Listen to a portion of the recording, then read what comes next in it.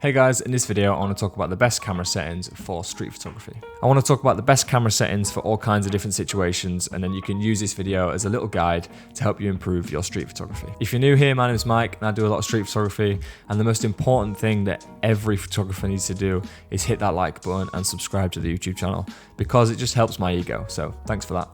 The first thing I would recommend is using manual mode on your camera. That's that little M that you see on the dial. This gives you the most freedom and control over the camera and ultimately the exposure of your image. You will be changing the shutter speed, aperture and ISO, so if you're not using manual mode, that would be my first and most important tip. If you're unsure of what those three things are, shutter speed, aperture and ISO, don't panic, we'll be covering a lot of that in this video. Alright, let's get started with talking about doing street photography during daylight hours. So it's a very normal day, maybe a little bit cloudy, the sun is out, but it's just a regular day, like a Saturday afternoon, whatever.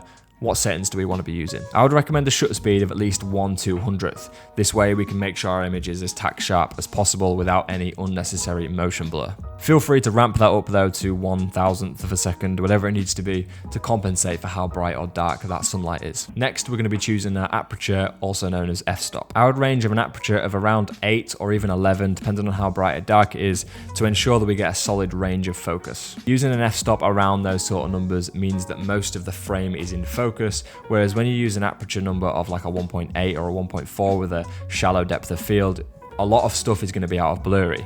A lot of stuff is going to be out of focus and will be blurry.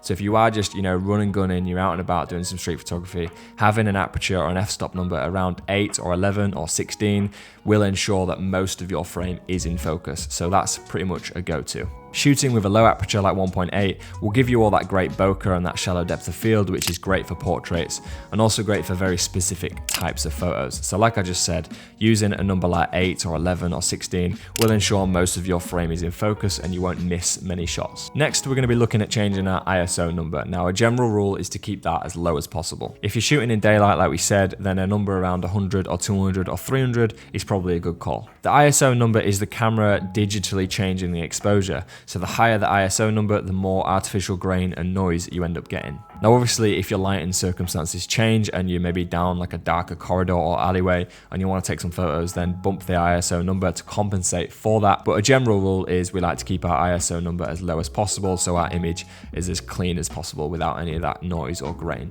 Now typically if you are using a mirrorless or full frame camera, they will be better in low light situations. Now these are obviously more expensive cameras. For example, my Canon R6 is a mirrorless full frame camera and I can bump that ISO right up to like 10,000 before the grain and noise is noticeable and unusable. Compared that to my Canon 80D, which is just a crop sensor, regular DSLR, it's about £500.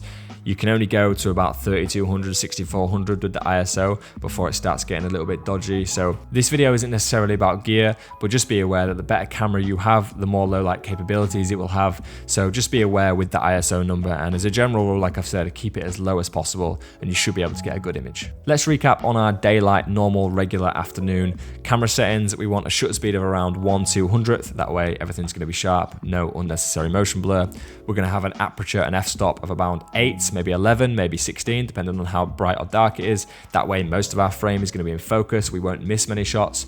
And we want an ISO of around 100, 200, whatever is as low as possible. Those settings combined should be a good place to start. If you want that shallow depth of field, you want that blurry background, you want that blurry foreground, depending on the camera that you are using, you can drop that aperture right down to 1.8, 2.2, 1.4, 3.5 maybe. This will, however, let more light into the camera, so you will need to compensate by bumping that shutter speed through the roof, maybe to 1/1000th or 1/4000th of a second. Anytime you change one of these three settings, you will need to compensate with the other two settings to make sure the photo is perfectly exposed. Now let's talk about night photography. We're out and about doing street stuff. These settings are going to be a lot different to what they were when we were shooting daytime stuff. With daylight photography, we discussed having a shutter speed of around 1/200th. I would recommend the same sort of thing with nighttime photography. You don't really need to do anything with that, but the aperture number will definitely need to come down. If you are shooting at like an 8 or 11 f-stop, then you're going to need to bump the ISO through the roof to expose the photo. But if you do drop that aperture number down to 1.4, 1.8, 2.2, depending on what lens you're using, then you can keep the ISO typically quite low. But because you are shooting a lot of night stuff and the light is probably going to be terrible depending on where you are and what you're shooting, you want to have a higher ISO number than if you were shooting in the daylight, and you want to have a lower aperture number compared to if you were shooting in the daylight. That may have all just sounded very confusing, so let me just simplify that as easy as I can. If you're shooting at night, you're going to want a higher ISO number and you want a lower aperture number. The shutter speed can stay the same depending on the type of photography you're doing. Now, shooting long exposure images and having a low shutter speed is probably a different topic for a different video, but as a rule of thumb, if you don't want any motion blur and you want a sharp image when you're shooting at night, then you want a shutter speed of at least 1/200th, an aperture of 1.8, 2.2, 3.5, and then an ISO to compensate for whatever light situation you're in. Probably between 400 and 1000, I'm assuming, if you're shooting at those kind of settings that I've just mentioned. Quick bonus tip for this video, always shoot in RAW and expose for the highlights. Let me explain. Look at me spoiling you with these bonus tips. I think that deserves a like on this video and maybe even clicking that red subscribe button. That would be appreciated. Now, let's get on with the tip. What I mean by shooting in RAW and exposing for your highlights is if you're ever shooting a lot of high contrast situations, maybe there's a lot of light coming from a building and everything's dark around it, or you're just out in daylight and the sunlight's really harsh and creating a lot of dark shadows. You want to prioritize the brightest part of the situation, which is the highlights, and make sure there's still detail in there. This might also mean that the darkest parts of the image or the shadows look too dark and the whole image looks underexposed and too dark in general.